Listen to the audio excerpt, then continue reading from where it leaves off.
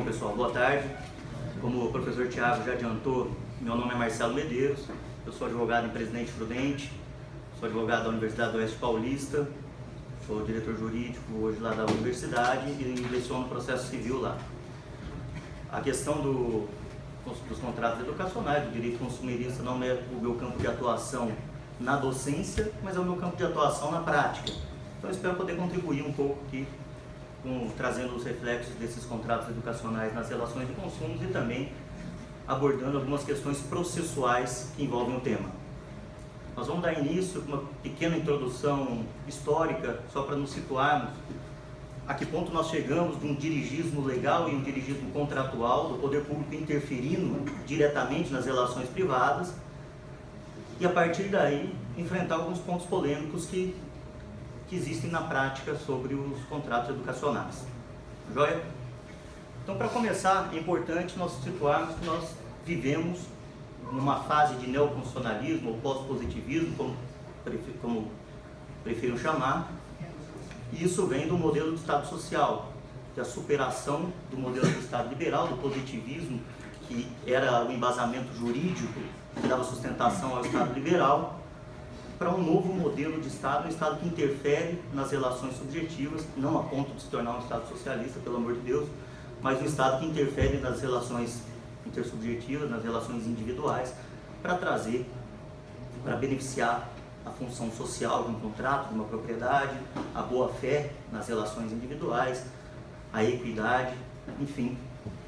Então, essa transformação de um modelo de Estado liberal para um modelo de Estado social e o embasamento jurídico desses modelos de Estado, do liberalismo, do positivismo, sustentável liberalismo pelo pós-positivismo, ela surge com o passar do tempo, a evolução histórica da sociedade.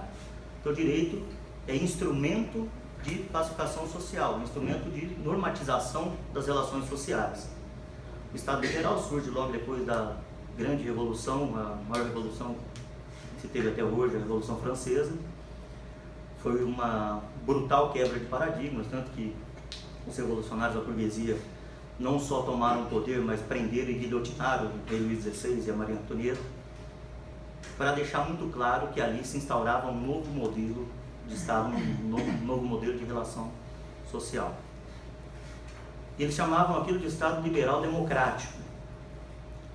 De democrático não tinha muito, porque a democracia vinha do liberal. O que era o Estado liberal? Eles inspiraram a população para a Revolução nas ideias dos filósofos iluministas, do Montesquieu, do Kant, do John Locke, enfim, que pregavam a redução do papel do Estado. E isso teve repercussão também na esfera econômica. Tem a teoria dos fisiocratas, a teoria do Adam Smith, de que o Estado não poderia intervir nas relações individuais. A estruturação jurídica desse modelo de Estado vem do positivismo, ou seja, o Estado só pode fazer aquilo que é previsto na lei. E o magistrado, na época, não podia sequer interpretar a lei, porque tinham cortes de cassação. Se o magistrado desse um sentido na norma, que a parte fosse questionar, ele iria questionar no poder legislativo, e o legislativo poderia cassar a decisão judicial. Então o magistrado simplesmente declarava a lei, porque o embasamento, agora mais na prática dos contratos, era a autonomia da vontade. Qual que era o pensamento que permeava, principalmente na ideia de Adam Smith? O contrato, ele é uma celebração entre sujeitos livres. O sujeito tem autonomia da vontade, e a autonomia da vontade pressupõe a liberdade de contratar se quiser e de contratar como quiser. E se o contrato reflete a autonomia da vontade, esse contrato é justo para as partes. E se ele é justo para as partes, se ficou pactuado a vontade daquelas partes, a pacta sunt servanda. Aquele pacto faz lei entre as partes. Daí vem o conceito de Savigny, que o contrato é uma declaração de vontades em consenso. Certo? E disso vem o Código Napoleônico, que é o primeiro a disciplinar a questão contratual, o Código Italiano ainda do fascismo, nessa mesma ideia de que o contrato estabelece vínculo obrigacional entre sujeitos, baseado na teoria de Savigny, declaração em consenso. até que o liberalismo sofre um fracasso político, seja por conta da exploração humana que se teve, seja por conta do fracasso do próprio positivismo. Nós tivemos até aqui no Brasil os atos institucionais, nós tivemos na Alemanha o nazismo, o fascismo, na Itália, de que a questão legal não necessariamente refletia uma questão justa. E aí vem aquela questão, pode não ser justo, mas é jurídico, está previsto em lei. Então a sociedade reclamou um novo modelo de Estado. Esse novo modelo de Estado se construiu de início na Alemanha, a Constituição de Weimar. Na verdade, a mexicana de 1917 já previa, mas temos como marco teórico a Constituição alemã, positivando valores como princípios e trazendo aos institutos clássicos do direito privado, como a propriedade e o contrato, uma função social. E nesse sentido, a nossa Constituição atual, ela se constrói sobre o primado da dignidade da pessoa humana e positiva valores axiológicos como princípios. E o magistrado, quando vai aplicar a norma, ele dá o sentido da norma ao caso concreto, ele tem a total liberdade, não é tão total assim, mas ele tem uma liberdade de criar o direito no caso concreto. Isso, claro, que gera abusos. Aí vem o Código de 2015 com a questão dos precedentes para dar mais segurança jurídica, mas isso é outro tema. Em relação aos contratos, isso sofre também bastante influência, porque há uma releitura da teoria geral dos contratos. Claro que ainda existe pacta sunt servanda, claro que ainda existe relatividade, claro que ainda existe autonomia da vontade, mas isso tudo sob uma nova leitura de boa-fé, equidade e função social. Isso vem aliado a transformações da sociedade. Ali está século XXI, porque nós estamos no século XXI, mas a partir da segunda metade do século XX, com a Revolução Industrial e mais intensificada no período pós-guerra, houve uma reformulação das relações sociais de produção e consumo. Hoje a gente compra uma camisa de uma marca americana que foi fabricada na China numa loja aqui em Londrina, lá em Presidente Prudente. Então, essa dinamização das relações sociais reclamou um novo modelo de ordenamento jurídico. E no campo contratual, isso vem bastante representado nesse cara aqui, contrato de adesão. Como o Thiago adiantou, eu sou procurador jurídico de uma universidade que tem quase 20 mil alunos. Se eu for sentar na minha sala com cada aluno para pactuar o contrato deles, eu torno inviável a minha profissão, eu torno inviável a atividade da minha profissão, porque eu vou ficar o ano inteiro só discutindo contrato com o aluno. Como que o direito se adequou a essa nova relação social, a esse consumo de massa, essa sociedade de massa, esse fenômeno que vem desde a segunda metade do século XX e se intensifica agora no século XXI, da sociedade de massa, das relações massificadas? Contrato de adesão. Eu elaboro uma minuta contratual, padrão, e essa minuta contratual depois é preenchida com os dados daqueles aderentes. Eles aderem a um contrato previamente estabelecido pelo fornecedor de serviço, no caso uma instituição de ensino, por um produtor, por um fabricante, perdão. Aí vem a questão. O direito teve que se amoldar a essa nova realidade social. Teve que criar uma figura que quebra o paradigma da autonomia da vontade. Hoje você contrata não se quiser, mas muitas vezes você é obrigado a contratar. Eu sou empregado de uma empresa, eu tenho que ter uma conta bancária, por exemplo, só não recebo. E eu tenho que ter uma conta bancária no banco que é conveniado com aquela empresa, funcionário de prefeitura, enfim. Então você é obrigado a contratar. Então aquela premissa da autonomia da vontade, ela foi relativizada. Hoje você não contrata só se quiser contratar, e muito menos como quiser contratar. A maioria dos contratos hoje é contrato por adesão nas relações de consumo. Eu não conheço uma instituição de ensino que não tem um contrato de adesão. Não conheço uma instituição financeira que não tem um contrato de adesão. Então você contrata por necessidade e contrata de uma forma pré-estabelecida pelo seu fornecedor de produtos ou serviços. Percebe que aquele embasamento teórico do liberalismo de que o pacto reflete a justiça porque ele nasce da vontade da parte, ele não tem mais aquela sustentação que tinha anteriormente.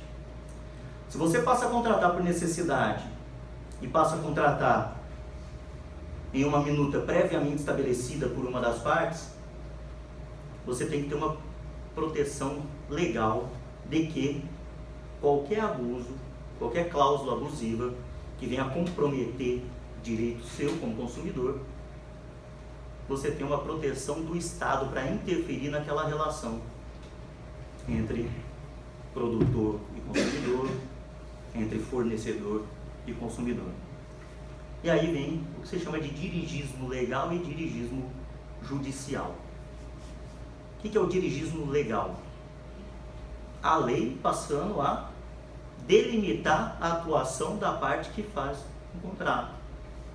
E nós temos isso muito forte na questão do contrato de adesão. Quando se fala em contrato de adesão, para alguns parece que está xingando alguém. Pelo contrário, o contrato de adesão é maravilhoso. O contrato de adesão vem para resolver um problema prático. Como você vai sentar aluno com aluno para celebrar um contrato em que as partes vão construir o teor daquele contrato? Você está construindo uma residência, como você vai sentar com a empresa fornecedora de energia elétrica, cada um que vai pedir a ligação para construir os termos de um contrato? Então o contrato de adesão ele é extremamente necessário, mas como ele vem pré-estabelecido por uma das partes, ele depende de uma regulamentação legal, e que no Brasil é uma regulamentação legal rígida. Você pegar o artigo 54, parágrafo 3º do Código de Defesa do Consumidor, olha o ponto que chega na nossa legislação. Ele impõe até que a fonte do contrato seja no mínimo 12. Então, se você quiser fazer um contrato com fonte Arial 11, já fere com a defesa do consumidor. O tipo da fonte ele não determina, mas diz que tem que ser no mínimo 12. O contrato de adesão. Ou o dirigismo legal. Para quê? Para trazer a equidade. Para trazer o equilíbrio naquele contrato.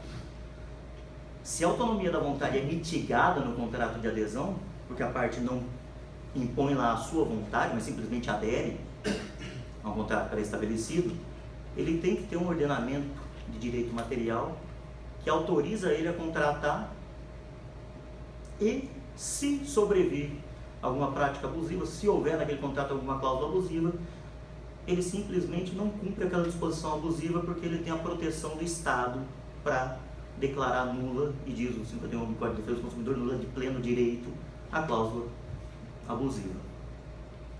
Tá joia? Isso traz uma formalidade para quem advoga para a instituição de ensino, porque o Código Civil, complementado pelo Código de Defesa do Consumidor, tem o diálogo das fontes, nós vamos falar um pouco disso daqui a pouquinho. Ele diz lá qualquer cláusula restritiva de direito, claro que pode ter cláusula restritiva de direito em contrato de adesão, mas que qualquer cláusula restritiva de direito tem que vir em destaque. Tem que estar em negrito, ou tem que estar sublinhado, ou tem que estar em caixa alta, e fonte mínima 12. Quando você vai contratar, então, no contrato de adesão, o que você faz? Bate o olho no contrato, às vezes ele é extenso, você está ali na hora de assinar, a maioria da população simplesmente assina e depois vai ver o que está escrito no contrato. Qual o cuidado que você tem que tomar quando vai contratar uma contrato de adesão? Analisar pelo menos as cláusulas que estão em destaque, porque o que tiver de restrição de direito tem que estar em destaque. O que tiver em negrito, o que tiver sublinhado, o que tiver em caixa alta, leia com mais atenção, com maior atenção. Aquilo que não tiver, você consegue anular depois facilmente com provimento jurisdicional. Joia? Então, esse contrato de adesão pode ter cláusulas restritivas de direito, desde que não seja renúncia antecipada de direito do consumidor. O Código de Defesa do Consumidor traz várias cláusulas que são consideradas nulas de pleno direito, mas isso tem que estar em destaque para conferir equidade no contrato. Desde Orlando Gomes ele já dizia que todo contrato bilateral é sinalagmático. Então esse contrato tem que ter equilíbrio. Se ele vem pré-determinado por uma das partes, sem a manifestação de vontade das outras na formação da minuta, você tem um ordenamento jurídico que lhe faculta procurar isso, lhe faculta assinar e depois pedir a nulidade, uma declaração judicial de nulidade daquela cláusula que for abusiva ou ilegal. Tá joia? Nós temos que partir dessa premissa. Nós vivemos num Estado social que tem um modelo capitalista de mercado, mas para não incorrer nos erros do fracasso político do liberalismo, ele atribui aos institutos clássicos do modelo capitalista uma função social. Então a propriedade tem função social, o contrato tem função social, e a nossa Constituição Federal, ela impôs a criação de um Código de Defesa do Consumidor. Ela traz como direito individual, lá no artigo 5º, ela traz como princípio da ordem econômica, lá no artigo 170, e ela traz no ato das disposições funcionais transitórias de que o Congresso Nacional deveria elaborar um Código de Defesa do Consumidor, o que foi feito 2 anos após a promulgação da Constituição. Nós temos o Código de Defesa do Consumidor, que é uma lei bastante elogiada no mundo todo, e é uma lei que pegou, que funciona. Joia? Qual que é a finalidade de se atribuir, então, dessa nova leitura? Não que os institutos da teoria clássica contratual sejam superados, longe disso. Ainda existe autonomia da vontade. O pacto ainda vincula as partes. O pacto ainda se aplica às partes contratantes, com algumas exceções legais. Mas isso depende de uma nova releitura. Releitura com base em boa-fé, equidade e função social dos contratos. Joia? E aqui, o enunciado número 26 das Jornadas de Direito Civil da Justiça Federal traz muito claro essa questão do dirigismo contratual. Foi firmado o entendimento, por meio desse enunciado, de que o juiz ele não pode intervir no contrato, ele deve intervir no contrato sempre que esse contrato violar a equidade, a boa-fé ou a função social. Ele diz lá, a cláusula geral do artigo 422 do Código Civil, que é da boa-fé objetiva, impõe ao juiz interpretar, que era proibido no Estado liberal burguês e napoleônico, e quando necessário, suprir e corrigir o contrato segundo a boa-fé objetiva. É uma exigência de comportamento leal. E essa exigência de comportamento leal foi transportada no CPC 2015 para o processo também. Não só na fase pré-contratual, não só na fase contratual, na fase pós-contratual se impõe a exigência desse comportamento leal, mas também se houver uma lide, se houver um conflito de interesse que dê origem a uma demanda judicial, o CPC 2015 impõe que as partes cooperem, colaborem conforme a boa-fé objetiva. Na prática, nós vamos batalhar um pouquinho até chegar nessa questão, porque até tática de advocacia, às vezes você não cooperar muito com o processo, não juntar todas as provas que você tem, enfim, tem algumas dificuldades práticas para isso, mas toda quebra de paradigmas leva um tempo até que a sociedade a absorva e a lei pegue. Joia? Vamos passar rapidamente, antes de entrar em aspectos polêmicos, nessa questão de boa-fé objetiva, equidade e função social dos contratos. Boa-fé objetiva impõe não só o comportamento leal como regra contratual, como eu acabei de comentar com vocês, e o artigo 422 do Código Civil diz que deve haver lealdade na fase contratual e na fase pós-contratual. O enunciado 25 das Jornadas de Direito Civil da Justiça Federal amplia esse dispositivo legal e diz que essa lealdade se aplica também na fase pré-contratual.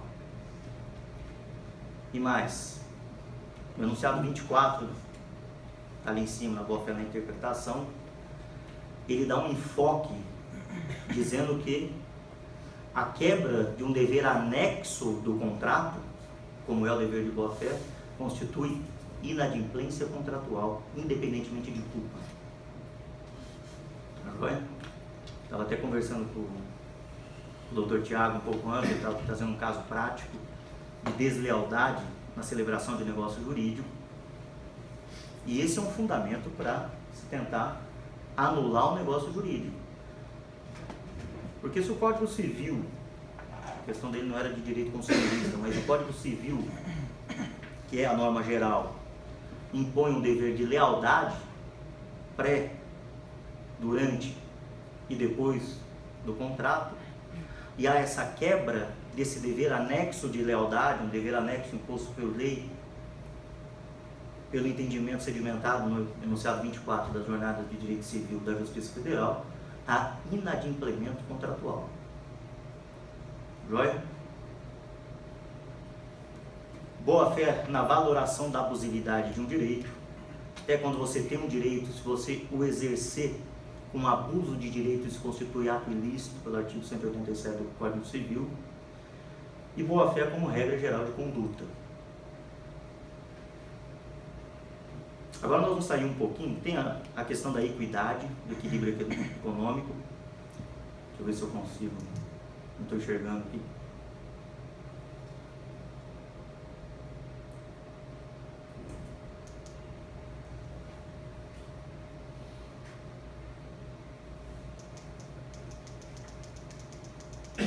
O artigo 51 do Código de Defesa do Consumidor. Opa, passou.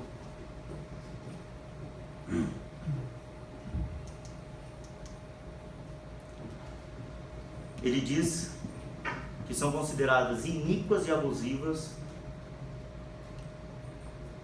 aquilo que qualquer cláusula coloca o consumidor em desvantagem ou que seja incompatível com a boa-fé e com a equidade. E aqui vale uma observação. A questão da equidade no Código de Defesa do Consumidor, ela não depende da imprevisão, como no Código Civil. Então, a teoria da onerosidade excessiva na relação consumerista, ela pode até ser previsível. Que se o contrato se tornar extremamente oneroso para o consumidor, trazendo uma vantagem indevida para o fornecedor, ele pode, com base no dever de equidade e com base na teoria da onerosidade excessiva, pedir a nulidade daquela cláusula ou daquele contrato. Tem um princípio no Código de Defesa do Consumidor de aproveitamento do negócio jurídico. Então, sempre que o juiz puder anular uma cláusula ou algumas cláusulas, mas manter o contrato vigente, a lei impõe que ele faça isso. Ele não vai anular todo o contrato por causa de uma ou duas cláusulas que sejam ilegais ou abusivas. Tá joia? E agora nós vamos falar um pouco da função social do contrato. Isso trouxe uma repercussão prática que gerou uma confusão terminológica no Código de Defesa do Consumidor e o novo CPC vem a corrigir. O que é a função social do contrato? A função social do contrato ela opera em duas vertentes. Numa vertente jurídica, de redução de desigualdades e ampliação do acesso à justiça, e numa vertente econômica. O que é a função social do contrato? O que é o contrato? Instrumento de relação jurídica para se transmitir direitos e obrigações. Certo? E qual é a função social do contrato? Assegurar o desenvolvimento da nação conforme o objetivo da República Federativa do Brasil, exposto lá no artigo 3º da Constituição Federal. Você tem que ter uma segurança jurídica e que se você for contratar uma instituição de ensino, se você for comprar um carro, seja lá qual for a sua relação jurídica, você tem a proteção do Estado para, se houver um abuso, o Estado intervir e trazer a equidade, retornar o mais próximo possível do direito que você teria, conforme a teoria finalística do contrato. E até do princípio da máxima coincidência, lá do Piovenda, fala que o processo tem que trazer para a parte exatamente aquilo, na medida do possível, exatamente aquilo que ele teria caso não houvesse o inadimplemento, caso não houvesse o ato ilícito.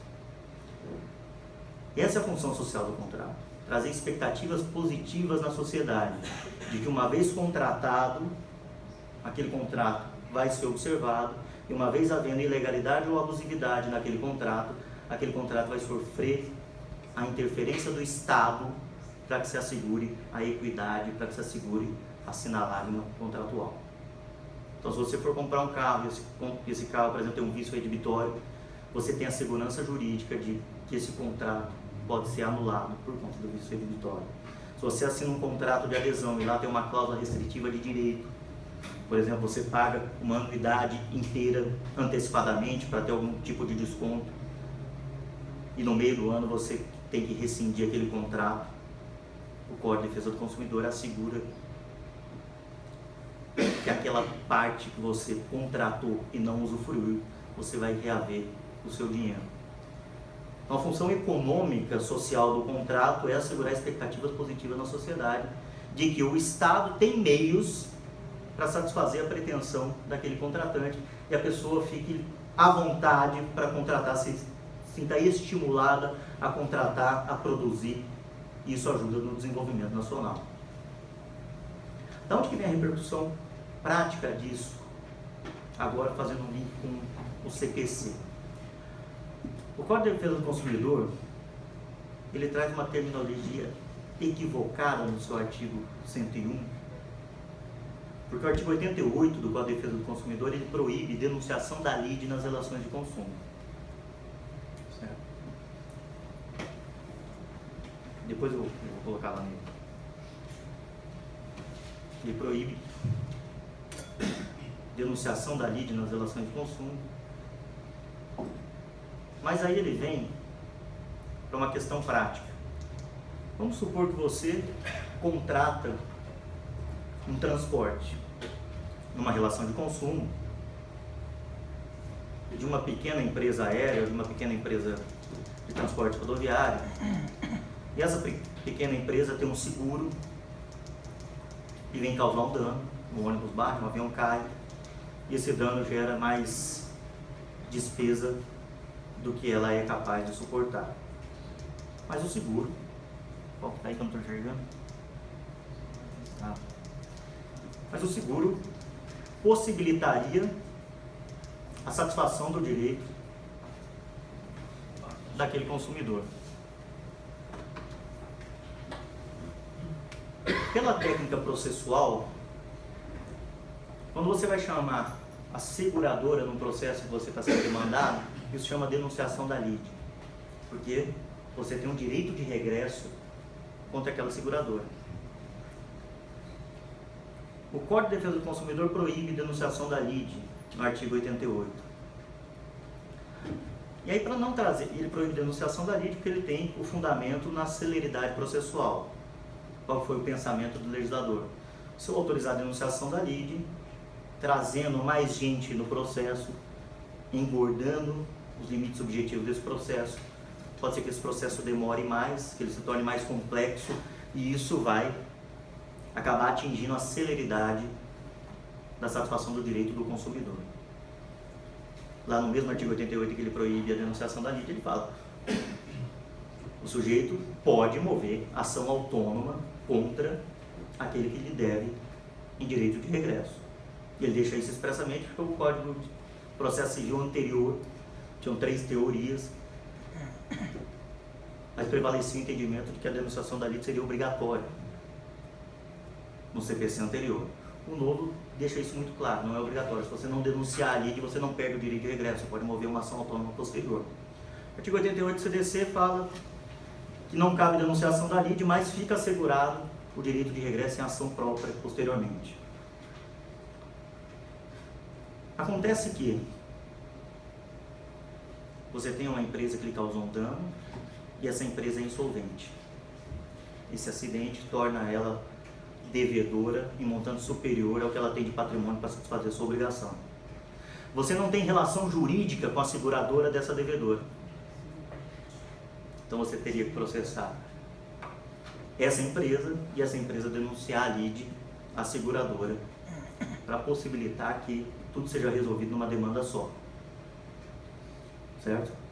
Não há relação jurídica entre o consumidor e a seguradora da fornecedora. O que acontece? O entendimento é de que, pelo simples fato até de a seguradora só dever se o segurado for condenado, o consumidor não poderia processar diretamente a seguradora. Então ele tem que processar a empresa e pelo Código de Defesa do Consumidor, pelo artigo 88, essa empresa não poderia trazer a seguradora, denunciar a lide a seguradora. E aí vem o artigo 100, inciso 2º, e diz lá: o réu que tiver contratado seguro de responsabilidade pode chamar o processo segurador.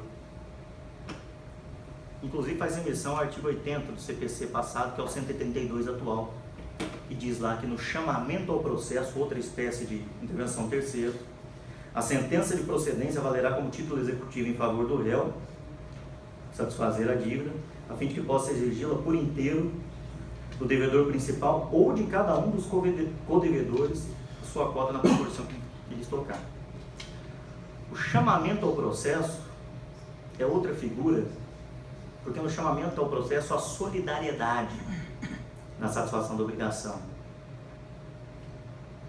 O autor, por vontade ou por desconhecer os outros codevedores, move a ação contra um só, e esse um pode chamar ao processo os demais, que vão responder solidariamente àquele autor. Então ele pode mover o cumprimento de sentença contra qualquer um deles. Ao passo que na denunciação da lide, pelo CPC anterior, ele deveria mover o cumprimento de sentença contra o réu, e esse réu depois aproveitaria o mesmo processo para exercitar o seu dever de regresso.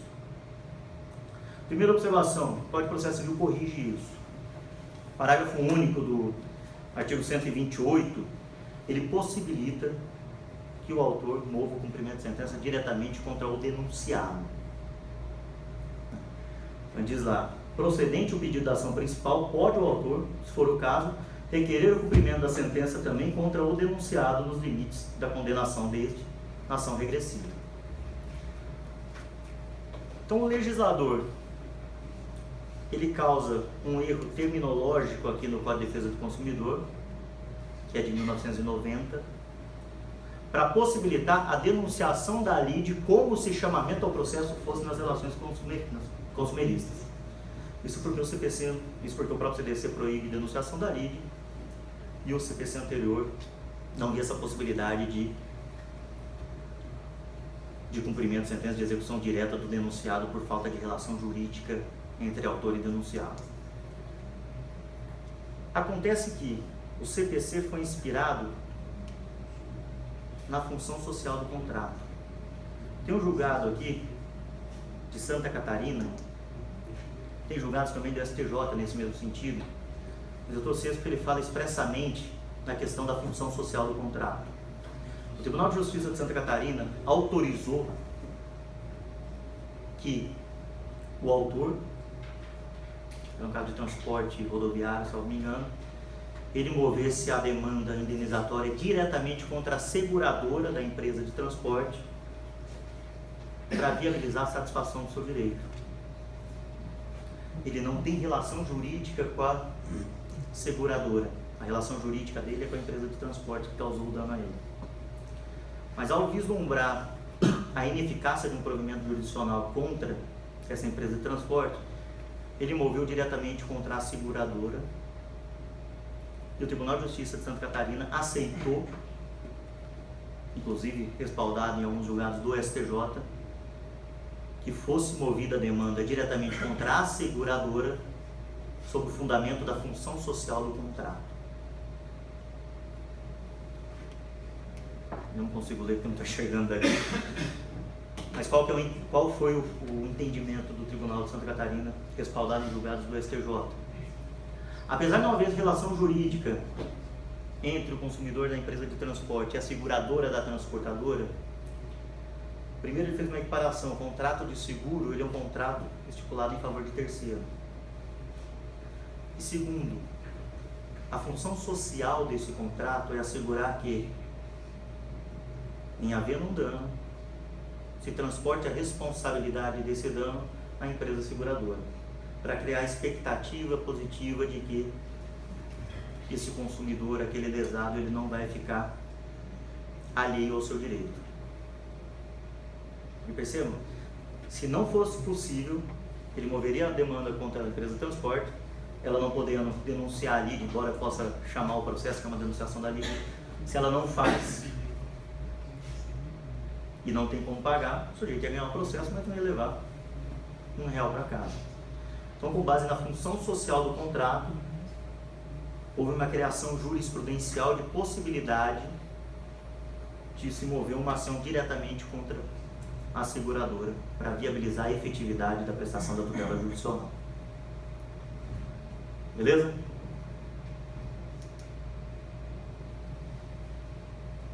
E aqui vem a questão, só para a gente mencionar, do diálogo das fontes. O que diz o enunciado 27 das Jornadas de Direito Civil da Justiça Federal? A interpretação da cláusula da boa-fé deve-se levar em conta o sistema do Código Civil e as conexões sistemáticas com outros estatutos normativos.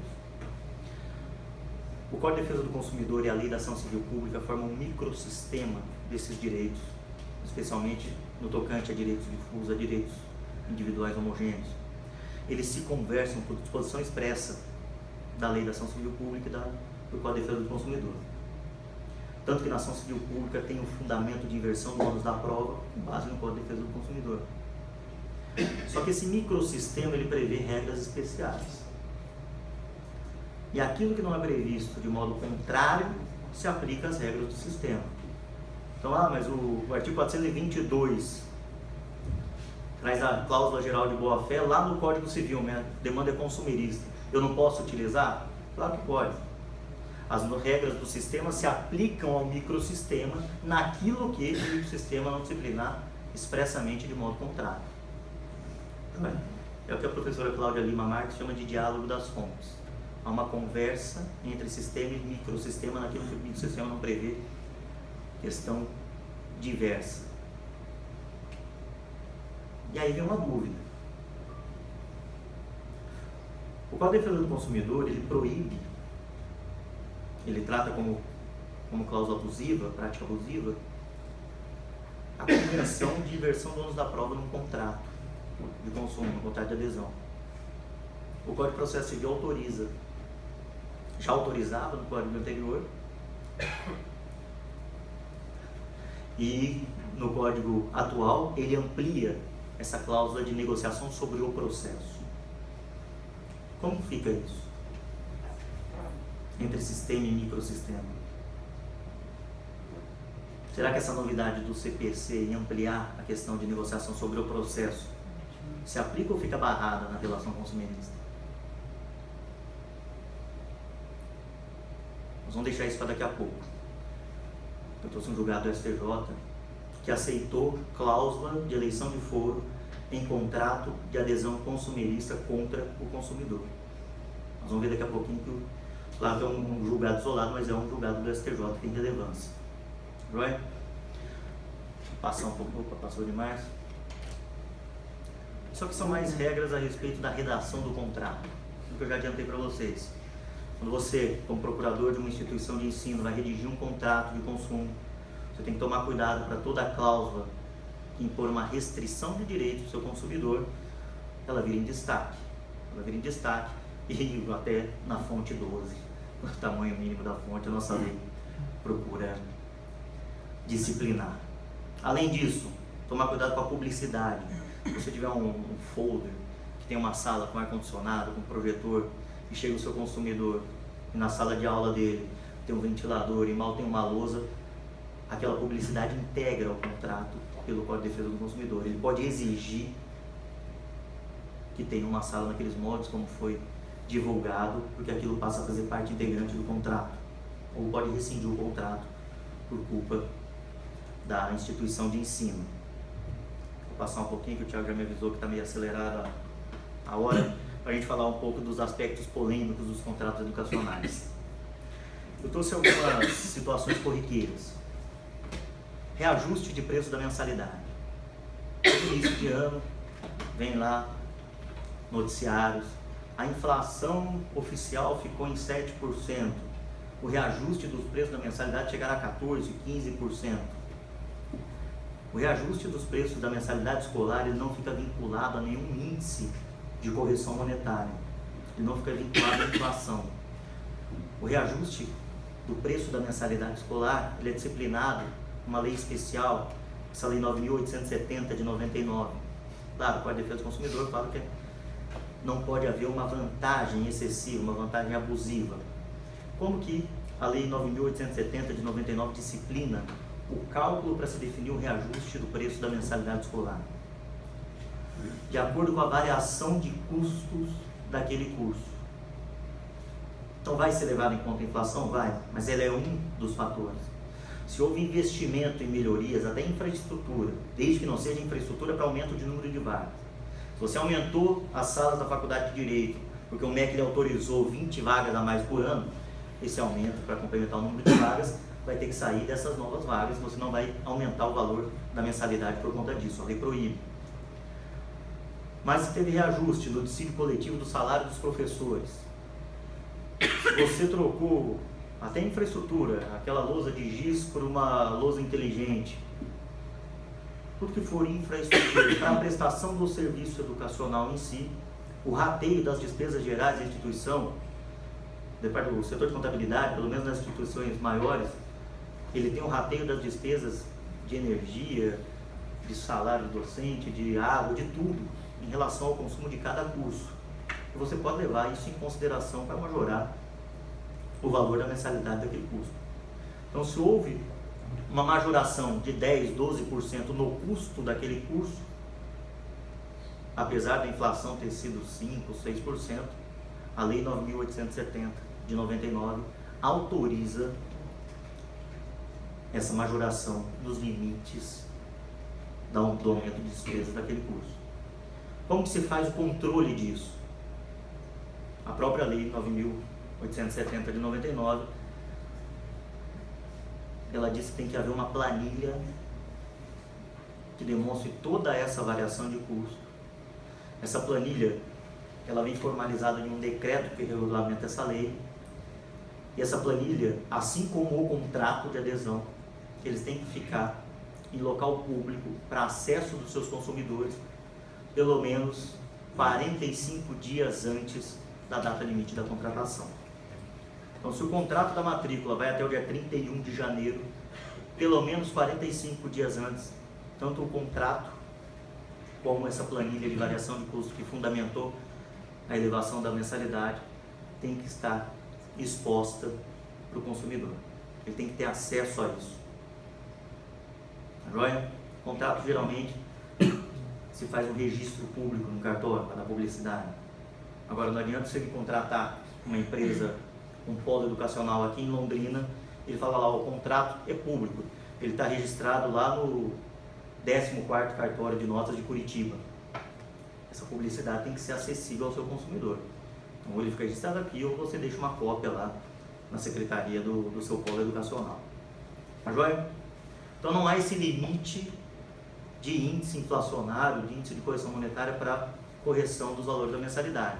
Mas há o limite da variação dos custos, isso tem que ser comprovado numa planilha que tem que ficar disponível junto com o contrato por pelo menos 45 dias antes do fim do prazo da contratação. Beleza? Multa contratual por rescisão antecipada. Isso aqui é uma questão delicada.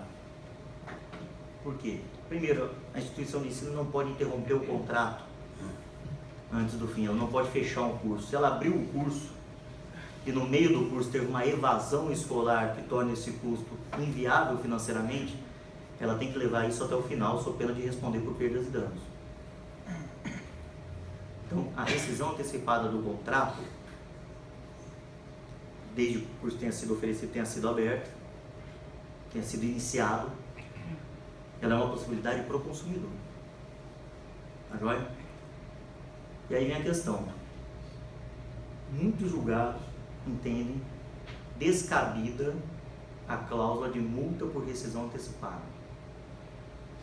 Aquela questão de que o contrato é um preço global e que vai ser o pagamento parcelado por discricionalidade na instituição de ensino. Então, se você contratou um ano letivo, você contratou um semestre, você tem que pagar todo esse ano ou todo esse semestre, a despeito de não cursar todo esse ano ou todo esse semestre, não tem cabimento nenhum. Agora, uma multa proporcional ao remanescente, há vários julgados entendendo ser cabível. O que pouca gente conhece é que essa multa tem um limite legal. A lei da usura, o decreto federal número 22 626 de 33, que está em vigência nesse respeito do artigo 9º, ele proíbe que essa multa por rescisão contratual seja superior a 10% do valor do contrato ou do valor remanescente. Eu não conheço nenhuma instituição de ensino que limite a 10%. Todas que eu conheço é de pelo menos 20% ou até 30%. Mas há um decreto que pouca gente conhece que limita essa multa em 10%. O Thiago não vai gostar disso, mas existe essa previsão legal. Aí eu estou sendo julgado aqui, não sei se vai dar tempo de ficar vendo julgado, depois qualquer coisa a gente volta, do Tribunal de Justiça do Rio de Janeiro, do Rio Grande do Sul, perdão, e que ele traz fundamentos. Isso aqui tudo salvo ali no computador aqui. Depois eu não sei se eles podem divulgar, vocês fiquem à vontade, de que é possível, desde que previsto em contrato, e de que essa previsão em contrato, por se tratar de restrição de direito do consumidor, tem que vir em destaque. Tá joia? Outra questão polêmica é a questão de taxa administrativa, cobrança de taxa administrativa pela instituição de ensino. Há uns 2 anos atrás, mais ou menos, o Ministério Público Federal começou a divulgar a ilegalidade de cobrança de taxa administrativa. Só que o Ministério Público Federal fez essa divulgação de um modo muito genérico, como se a instituição de ensino não pudesse cobrar nenhum serviço extra. Realmente, por se tratar de um serviço público delegado, todos os insumos, não pode cobrar valor de giz, não pode cobrar documentação histórico escolar, qualquer documentação relativa à transferência. Realmente essas taxas gerais, que se aplicam a todos os alunos, elas não podem ser cobradas. Isso já tem jurisprudência pacífica do STJ. Acontece que aquelas taxas extraordinárias que representam um serviço individualizado para o consumidor, a despeito do Ministério Público Federal não gostar disso, elas podem ser cobradas. Se o aluno perde uma prova e vai pedir uma segunda chamada, você está acrescentando um serviço da instituição de ensino especificamente para aquele aluno que perdeu a prova. Então ela não é uma taxa genérica, uma taxa generalizada, como um histórico escolar, como uma emissão de certidão de matrícula, algo que está incumbido do dever da universidade. Ela é uma taxa extraordinária por conta de uma situação específica. E essas taxas extraordinárias ligadas a situações específicas, a jurisprudência autoriza a sua cobrança. Estou sendo julgado aqui do TRF5, em que ele elucida bem essa situação. Ver se a gente consegue.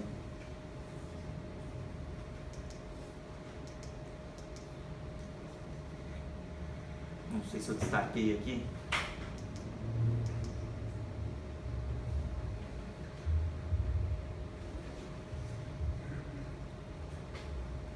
Bem, aqui embaixo. Opa, parei. Cobrança de taxas ou tarifas para expedição de documentos essenciais aos discentes, por exemplo, histórico escolar, certificado de conclusão de curso, grade curricular, atestado, por aí vai, enquadra-se no mercantilismo da prestação do serviço. Então essas são inviáveis de ser cobradas. Cadê o trem do mouse aqui?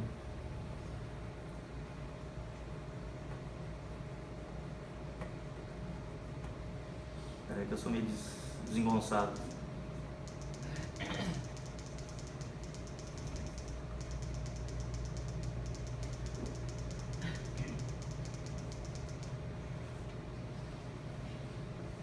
Eu não vou achar aqui, mas nesse julgado ele deixa bem claro a exceção entre esses serviços essenciais e os serviços extraordinários, aqueles que são individualizados a cada situação do aluno. Como, por exemplo, a segunda chamada, revisão de uma prova, essas questões individualizadas, pelos julgados, pela jurisprudência, é possível de ser cobrado pela instituição de ensino. Isso foi uma reclamação gritante. Quem advoga para a instituição de ensino, depois que saiu essa divulgação do Ministério Público Federal, foi uma ação promocional até do Ministério Público Federal, era divulgado em YouTube, divulgado em tudo quanto é lugar. Todos os alunos queriam se recusar a pagar o custo da segunda chamada. Não, nós temos direito, o Ministério Público Federal fala que é indevido. Então, lá na nossa instituição, pelo menos, fala, se você não paga, você não vai fazer. E a gente vai ter que entrar com uma demanda para fazer a segunda chamada, tentar ir um juízo. Enfim, existe vedação de proibição de cobrança de taxa administrativa? Existe. Aquilo que é inerente à prestação de serviço é insuscetível de cobrança. No entanto, serviços individualizados, serviços extraordinários podem ser cobrados. Não é? Essa questão do desconto para mais de um filho hoje em dia está pacificada, mas existe um decreto-lei 3.200 de 1941, em que ele prevê lá no artigo 24, de que aquela família que tem mais de um filho na mesma instituição tem possibilidade de desconto escalonado. O segundo filho teria 20% de desconto nas taxas da escola, o terceiro filho teria 40% de desconto e do quarto em diante 60% de desconto. Existem alguns julgados que acolhem a validade desse decreto 3.200.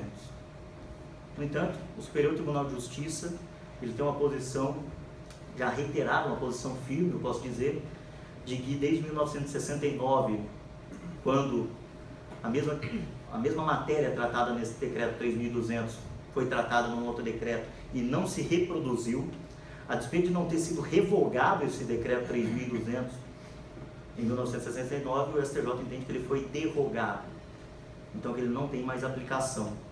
Então que esse desconto, esse direito a desconto escalonado para mais de um filho da mesma família, ele não se aplica mais no ordenamento jurídico nacional.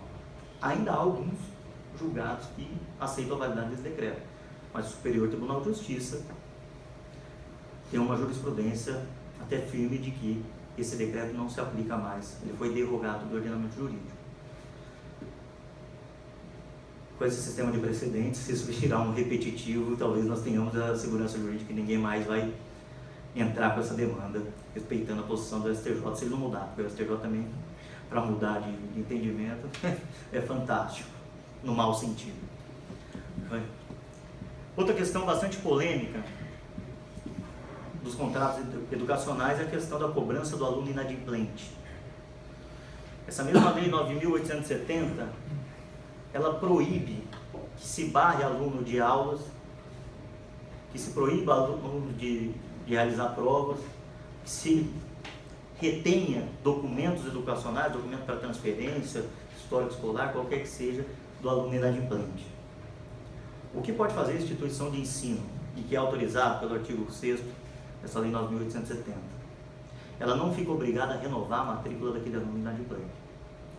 Então, se for no regime de semestralidade, o sujeito fez a matrícula, ele pode ficar os 6 meses sem pagar uma mensalidade, ele vai frequentar as aulas, vai fazer as provas, e se for aprovado, vai ter o aproveitamento daquele termo letivo. Se for em regime de anuidade, basta ele fazer matrícula, não precisa pagar nenhuma mensalidade, ele vai frequentar as aulas normalmente, não pode ser impedido, ele vai fazer provas, vai ter o aproveitamento daquele ano letivo. O que pode a instituição de ensino fazer? Uma questão que o PROCON vive aplicando multa nas instituições de ensino, mas a jurisprudência majoritária já aceita, de uma maneira até pacífica, pelo menos lá no Tribunal de Justiça de São Paulo, a instituição de ensino pode negativar o aluno inadimplente. Quais são as recomendações para negativação? Prévia notificação. Então dá um prazo para purgar a mora sob pena de negativação e previsão no contrato de prestação de serviço educacional. Qual que é o entendimento? Tem um julgado aí, vou ficar abrindo por conta do decorrer da hora. O entendimento é de que o ordenamento jurídico não proíbe a negativação do consumidor. Pelo contrário, está previsto no artigo 43 do Código de Defesa do Consumidor. E a restrição ao crédito, a inclusão em órgãos de restrição ao crédito do nome do consumidor é previsto em lei e não leva a uma cobrança que expõe ao ridículo. E quem vai ter ciência disso é o próprio aluno. Vai chegar uma carta lá do Serasa para ele de que ele foi incluído nos órgãos de proteção ao crédito por não pagar a mensalidade escolar, por exemplo. Se ele quiser, ele vai lá, quita aquilo e liquida o problema. senão ele fica no cadastro de proteção ao crédito. Quando ele tentar um financiamento, tentar uma compra, alguma coisa, ele vai sofrer as restrições disso. Então, a jurisprudência admite, desde que tenha prévia notificação. E uma recomendação minha é: faça isso no contrato de prestação de serviço educacional. Deixe isso expresso no contrato de prestação educacional para dar mais transparência ao contrato. Outra questão: proibição. A instituição é obrigada a rematricular. Chegou no fim do ano letivo, o sujeito estudou o ano todo sem pagar um centavo de mensalidade, fez todas as provas, teve aproveitamento. Se ele quiser transferir para outra escola, para outra faculdade, você tem que dar a documentação de transferência. Se ele estiver se formando, não vai poder reter diploma, nada disso. O que a lei possibilita é cobrança extrajudicial, até mediante inclusão em órgãos de proteção a crédito, cobrança judicial. Você pode executar o contrato, se o contrato constituir um título executivo extrajudicial, conforme as formalidades lá do CPC, tiver assinatura dos testemunhos. E no caso da contratação, você tem que demonstrar que houve a prestação de serviço. Então, é recomendável se juntar o histórico escolar, o aproveitamento das notas, enfim. Mas fora disso, no campo de atuação da faculdade diretamente em relação ao aluno, o que a lei permite é que a universidade, a escola, enfim, a instituição de ensino, ela não é obrigada a aceitar a rematrícula desse aluno inadimplente. Beleza? Não é? E tem a questão dos grupos econômicos. Não sei se alguém aqui advoga para algum polo de grupo econômico. Tem, por exemplo, um dos maiores grupos educacionais, o maior grupo educacional da Croton, a Anhanguera, enfim. Eles fazem cessão do direito de crédito para uma empresa do mesmo grupo econômico. E essa empresa do mesmo grupo econômico, ela vai e negativa o aluno. Se esse aluno for processar, ele vai processar essa empresa que o negativou. Porque quem cometeu o ato ilícito é essa empresa. E aí, se você conseguir demonstrar pelo Código de Defesa do Consumidor, a ampliação das cadeias dos responsáveis fica mais fácil. Você pode formar um litisconsórcio, inclusive a figura do litisconsórcio sucessivo. Eu estou processando essa empresa, e por que eles fazem com essa empresa terceirizada? Porque na maioria das vezes o capital social dessa empresa, que ela é criada só para negativar e cobrar alunos, ele é pequeno, para tentar embaraçar a satisfação do direito de um aluno que, por exemplo, seja negativado indevidamente e venha ganhar uma indenização por dano moral em decorrência daquela negativação ilícita. Então, para causar um embaraço, para dificultar a satisfação dessa indenização por dano moral, geralmente essa empresa que tem a cessão do crédito e faz a negativação, ela tem um capital social menor e não tem, é mais difícil de achar bens penhoráveis. E o Código de Defesa do Consumidor admite, pela ampliação da cadeia dos responsáveis prevista lá desde o artigo 7º do Código de Defesa do Consumidor. E o artigo 7 fala que são responsáveis solidários, aqueles que formam a cadeia da relação de consumo. Permite que você forme um litisconsórcio sucessivo, facultativo sucessivo. Eu estou processando essa empresa que me negativou, mas esse crédito vem da instituição de ensino e, caso não encontremos patrimônio suficiente aqui, vamos dirigir o cumprimento de sentença contra a instituição de ensino.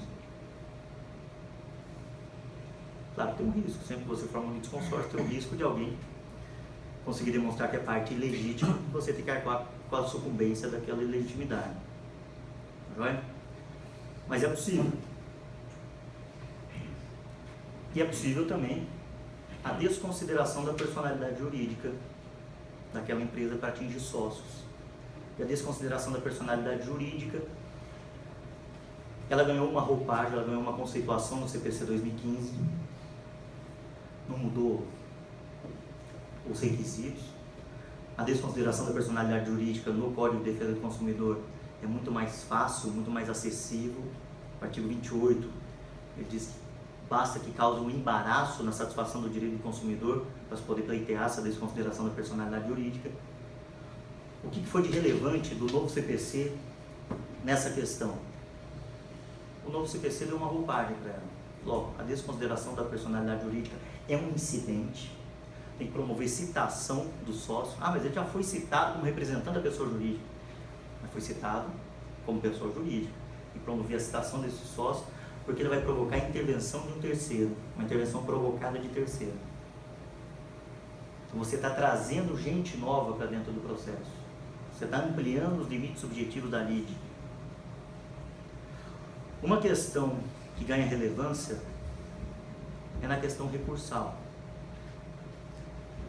O artigo 1015 do Código de Processo Civil, ele diz lá que cabe agravo de instrumento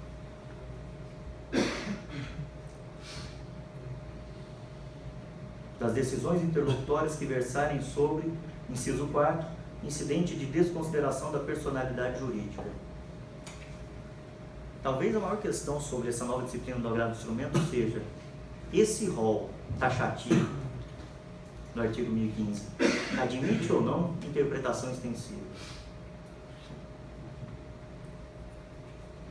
E mais, inciso 4 diz lá, um julgado caput, obviamente, que cabe agravo de instrumento contra as decisões interlocutórias que versarem sobre incidente de desconsideração da personalidade jurídica. Qual decisão? Só a decisão final, que desconsidera ou não desconsidera? Ou qualquer decisão? A decisão que aceita, por exemplo. Sócio foi citado, ele quer agravar. É uma decisão sobre o incidente da desconsideração da personalidade jurídica.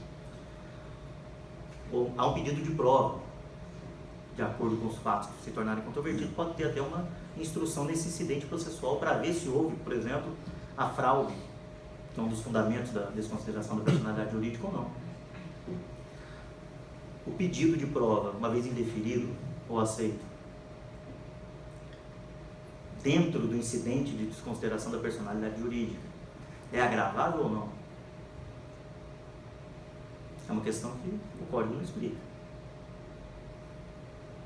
Lá no Tribunal de Justiça de São Paulo, já foi aceita interpretação extensiva. A doutrina defende isso. O Marinoni, aqui do Paraná, defende a interpretação extensiva desse rol. Defende que o rol é taxativo, mas que deve haver uma interpretação extensiva. O Fred Didier defende.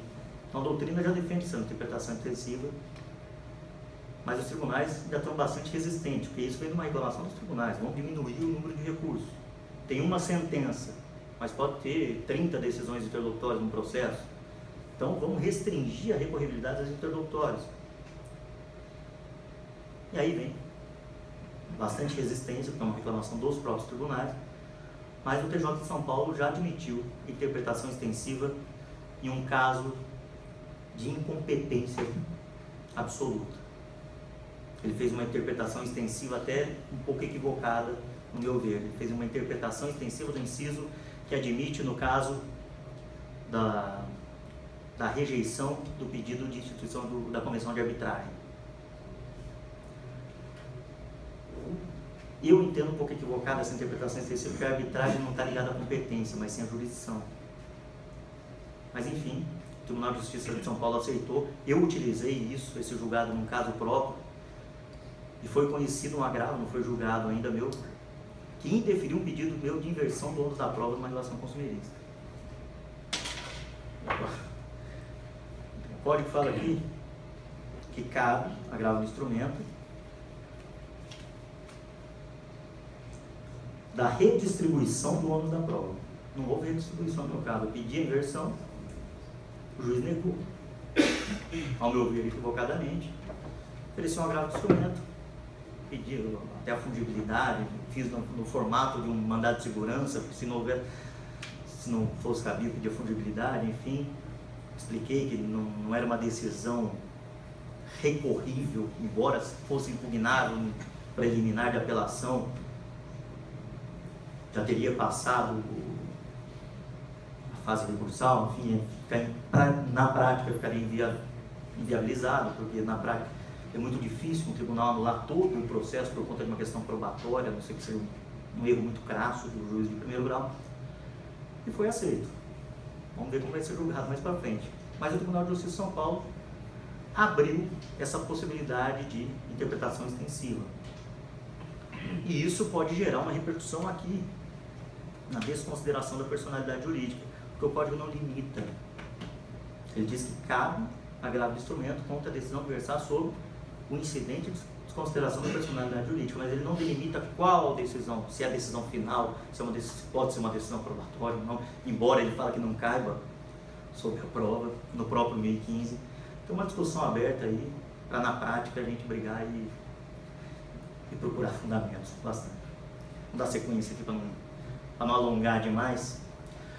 Desistência do curso antes do início das aulas, devolução da taxa de matrícula.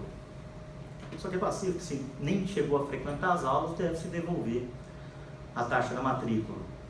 Existe aquela previsão no edital do vestibular de que vai se reter geralmente 20%, 30%, a despeito daquela limitação da lei do usura de que tem que ser 10%.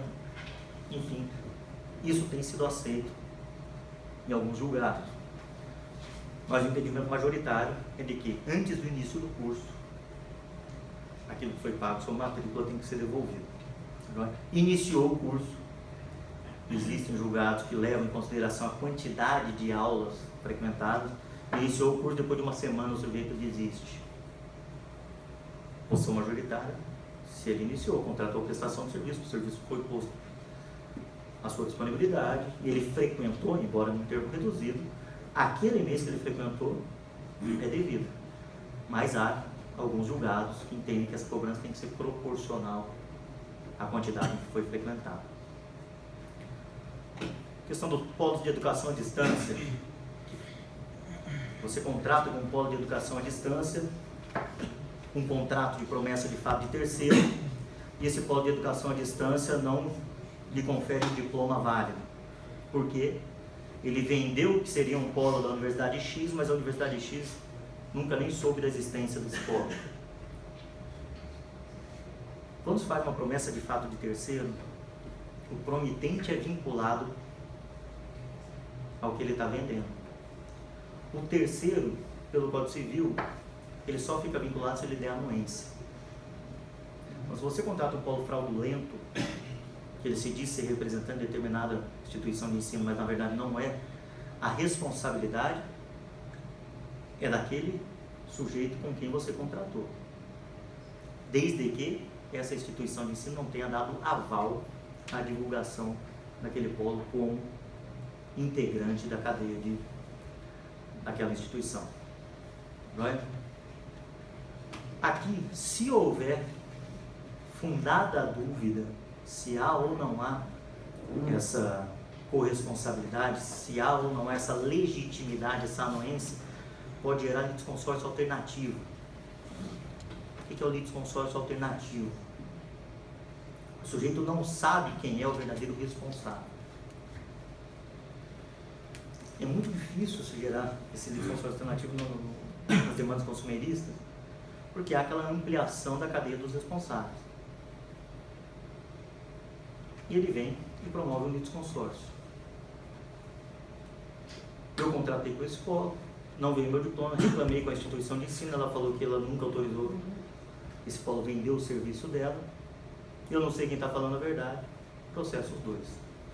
Isso pode até ser ulterior. O novo CPC, no artigo 339, 338 e 339, 338 diz que todo aquele que vier em preliminar de contestação alegar ilegitimidade passiva, ele tem que dedar quem é o legitimado para responder aquela demanda. Então a antiga nomeação à autoria vira regra. Quando você for argumentar na sua contestação de que seu cliente é parte legítima para responder aquela demanda, você tem que apontar, se você souber, obviamente, quem é o responsável. E aí gera uma escolha para o autor. Ele pode escolher em manter a demanda com as partes originárias, ele pode escolher na substituição, na correção do polo passivo, ou ele pode escolher na formação do litisconsórcio. Fala, tudo bem, você fala que você não é, falando que a responsabilidade é dele, eu vou seguir a demanda contra os dois. Claro que isso pode gerar sucumbência se um deles não for efetivamente legitimado. Joia? E aqui um último aspecto polêmico que eu elenquei: responsabilidade da escola por atos de bullying. Algo que virou uma reclamação crescente. Nas universidades nem tanto, mas nas escolas fundamentais isso vem sendo mais considerado. Até que no Paraná assim como no Rio Grande do Sul, assim como em São Paulo, tem uma lei específica da Assembleia Legislativa em que impõe às instituições de ensino que promovam até equipe multidisciplinar para conscientizar os alunos e evitar a prática do bullying nas escolas. Em um primeiro momento, isso se afigurava como uma responsabilidade subjetiva, porque o aspecto seria uma culpa em vigilando, a escola tem o dever de vigiar e de punir eventual prática de bullying, mas a jurisprudência se consolidou no sentido de que a responsabilidade da escola é objetiva, com fundamento no artigo 37, parágrafo 6º, no caso da escola pública, com fundamento no artigo 932, inciso 4º, acumulado com 933 e com 14 do Código Civil, os anteriores, e o 14 do Código de Defesa do Consumidor. Porque na responsabilidade por fato de terceiro, lá do 933, que remete ao 932, está previsto expressamente os estabelecimentos educacionais. E o artigo 14 traz aquela responsabilidade generalizada, objetiva nos atos das relações de consumo. A dificuldade prática é a prova. Então, se você tem algum cliente que está sofrendo bullying, está sofrendo esse tipo de dano dentro de uma escola, orienta ele a denunciar isso por escrito. Denunciando isso por escrito e sobrevindo depois a reiteração dessa prática, você pode pedir a responsabilização da escola com fundamento na responsabilidade objetiva. Joia? Denunciação da LID. Só que iria variar bastante. Como a responsabilidade pela jurisprudência majoritária objetiva, não cabe denunciação da LID, seja pela vedação do 88, seja porque a vedação do 88 ela proíbe aquilo que vai ampliar a discussão do processo. E se a responsabilidade do sujeito, do outro aluno, enfim, é subjetiva e a da escola é objetiva, ficaria inviável acrescentar novo objeto de discussão, se há culpa ou não, algo que na relação consumerista isso não vai se discutir dentro daquela demanda. E uma situação interessante vem do artigo 506 do novo CPC. Ele altera a redação do CPC anterior, dizendo que a coisa julgada ela pode beneficiar a terceiro.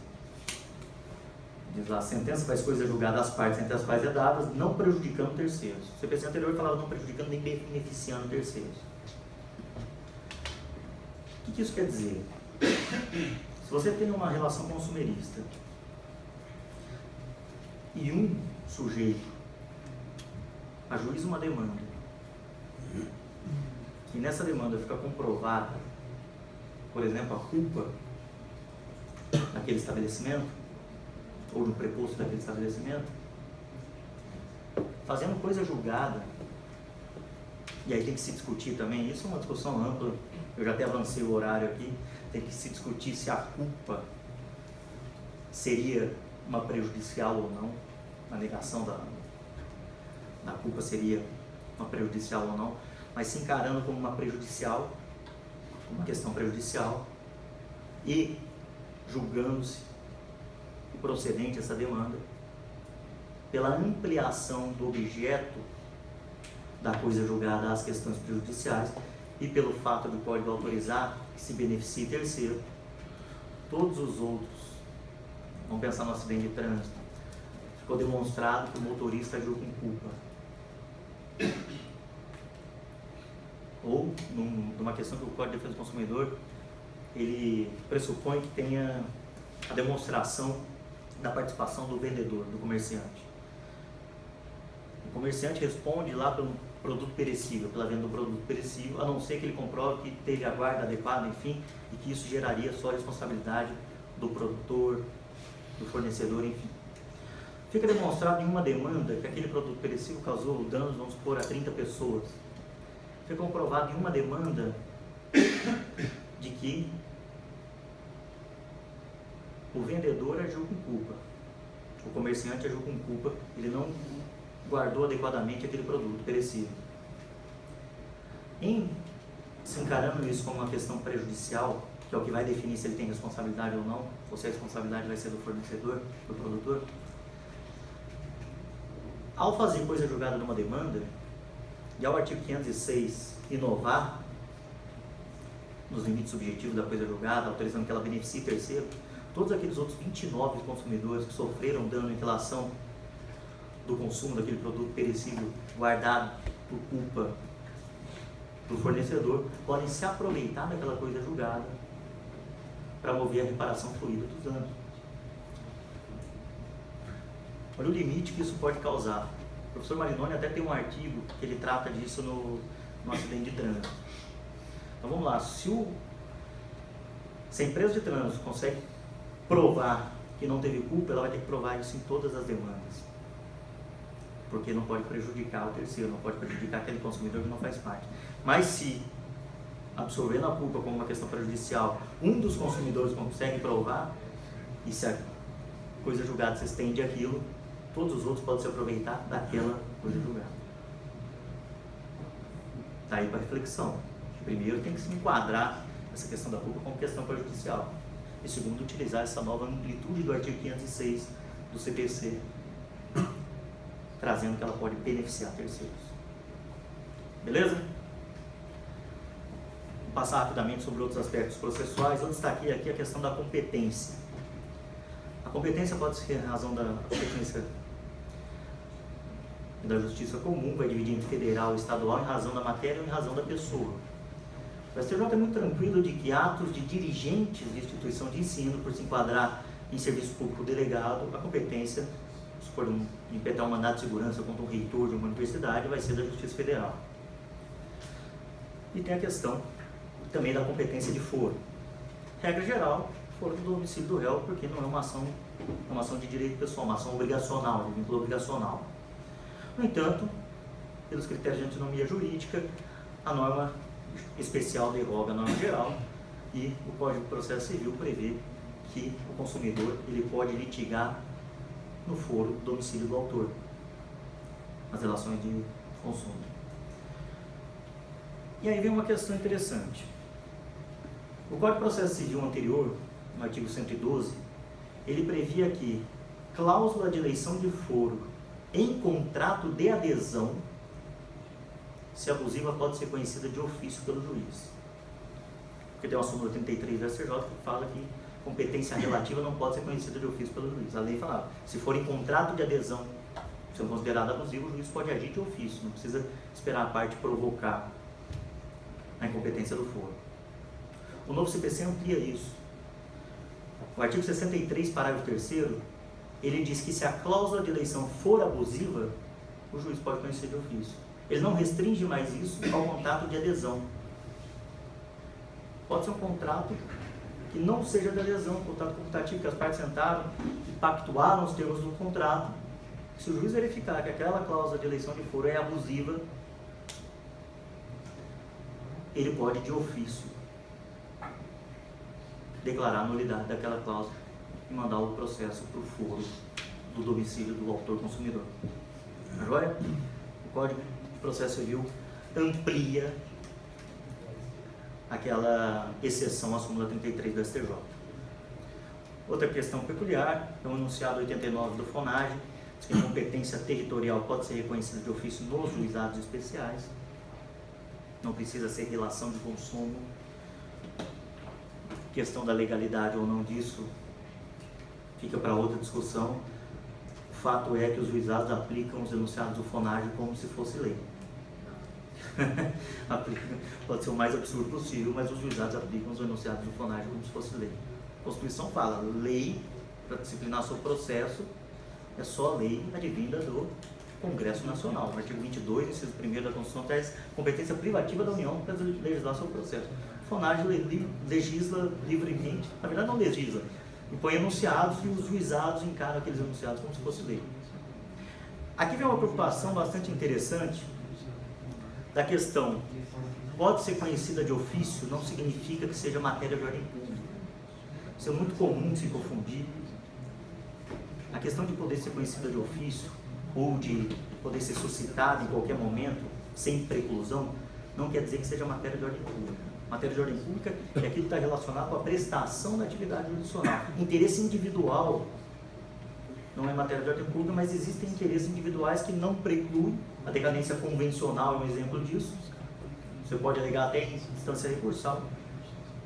O juiz não pode conhecer de ofício, mas você pode alegar em instância recursal. Você foi lá, comprou um televisor que tinha garantia até a próxima Copa do Mundo.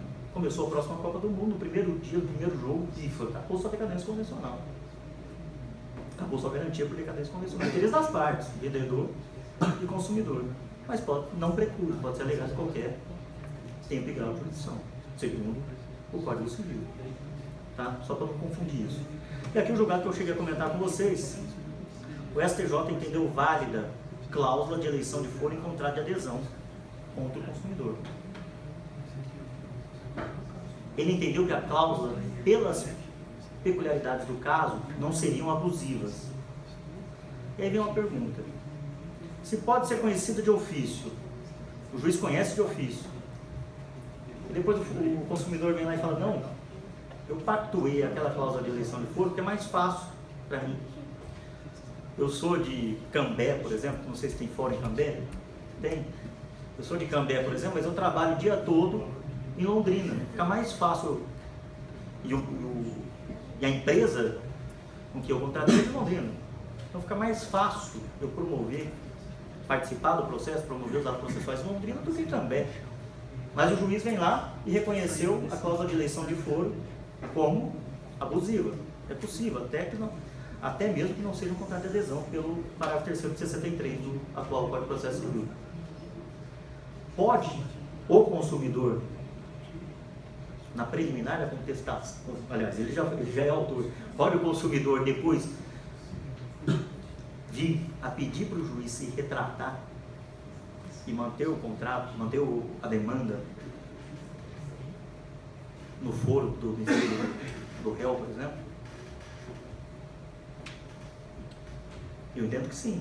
Se é mais vantajoso ao consumidor e toda essa proteção vem em prol do próprio consumidor, entendo que seja possível. Joia? E até mesmo porque o STJ já disse, se ela não for abusiva, ela pode ser considerada lá. Tá joia?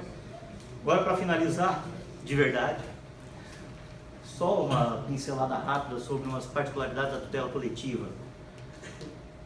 Se você não for demandar individualmente contra uma instituição de ensino, a Lei 9.870 autoriza, ela dá legitimidade à associação de pais ou associação de alunos para mover demanda coletiva contra instituições de ensino, desde que represente 20% dos interessados. Então, você vai mover uma demanda contra determinada instituição de ensino, você tem que pegar a autorização, aquela associação representativa dos pais de alunos ou dos próprios alunos, pegar a aquiescência de pelo menos 20% dos alunos interessados naquela demanda.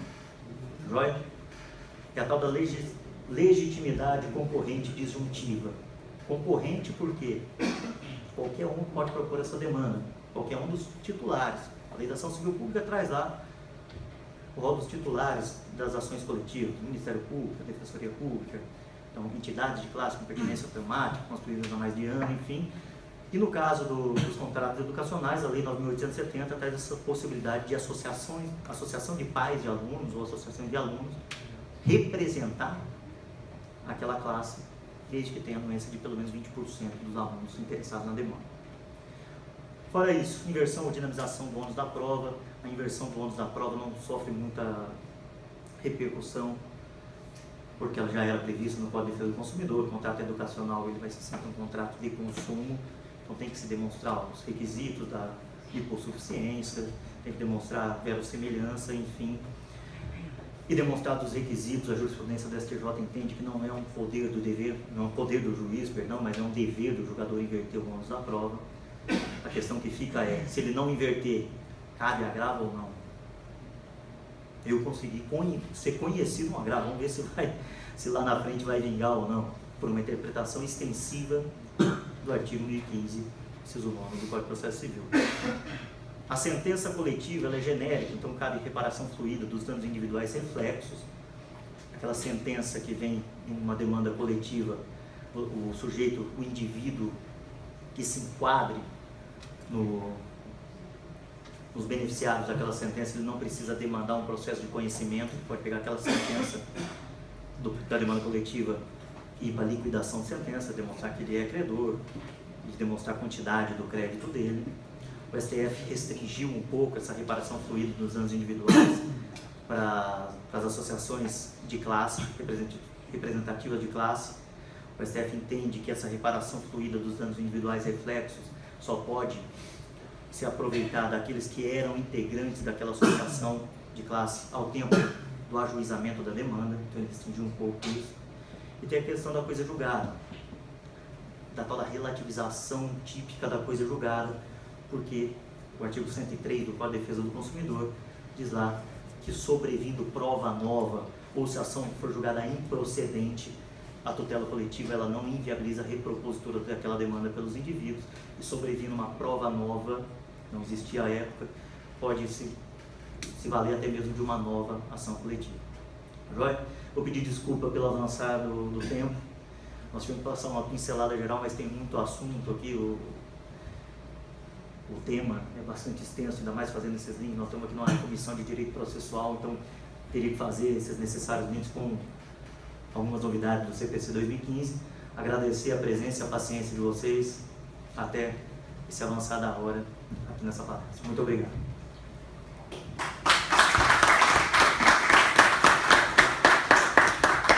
Fica aberto agora a eventuais questionamentos que tem. Eu tenho.